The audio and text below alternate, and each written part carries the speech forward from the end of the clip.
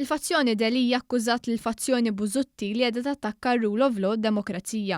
Il-fazzjoni Busuttil fuq qudiemnet il-membru tal-Eżekuttiv u l-eks kandidat nazzjonalista Ivan Bartolo u l-eks President tal-Eżekuttiv Mark Anthony Sammut qegħdin jilmentaw li terz tal-lista tal-kunsilliera eliġibbli li jivvutaw nhar is-Sibt fil-Kunsill Ġenerali ġiet imbagħbsa mill-Amministrazzjoni Nazzjonalista.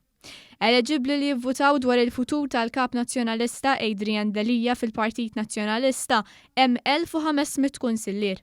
Bil-fazzjoni Busuttil qiegħda targumenta li ġew imbagħbsa 500 isem ta' kunsillier mill-lista ta' 1500 kunsillier.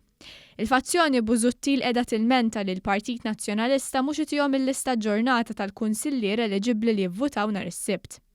Mark Anthony Sammut qed jilmenta li l-fazzjoni Busuttil li trid li Delija jiġi sfiduċjat minn kap nazzjonalista għadhom ma rċevewx il-lista tal-kunsilliera eliġibbli li jivvutaw. Sammut qal li l-lista li rċevew fiha lokalitajiet u numru tal-karti tal-identità nieqsa u l-lista tidher li mhux kompluta. Iżda l-fazzjoni Delija, l-Amministrazzjoni Nazzjonalista, wieġbet lill-fazzjoni Busuttil. Il-fazzjoni Delija qalet li l-votazzjoni fil-Kunsill Ġenerali qed titmexxa b'regoli stabbiliti mill-Istatut tal-Partit.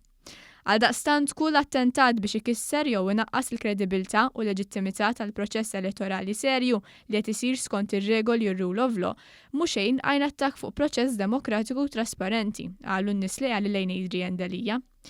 Akkużaw lill-fazzjoni Busuttil li bl-allegazzjonijiet infondati qegħdin jimminaw proċess demokratiku skont l-Istatut tal-Partit. Akkużawhom li qegħdin joħolqu tensjoni żejda u li għalija jridu jġorru responsabilità. Fi stqarrija l-fazzjoni Delija ċaħdet li saru tibdiliet fil-membri tal-Kunsill Ġenerali. Iżda ftit wara l-klikka ta' Delija qalu li saru tibdiliet kollha fil-Kunsill Ġenerali skont kif mitlub mill-istatut jew b'elezzjonijiet demokratiċi li rule of law titlob li r-riżultat tagħhom jiġu rispettati. Bl-użu tal-kelma rule of law l-fazzjoni Delija qiegħda tattakka lill-eks kap Simon Busuttil, id-deputat Jason Azzopardi u Carol Aquilina u David Casa li jkunu dejjem fuq qudiemnet jattendu protesti u jippruvaw jippritkaw fuq ir-rule of law.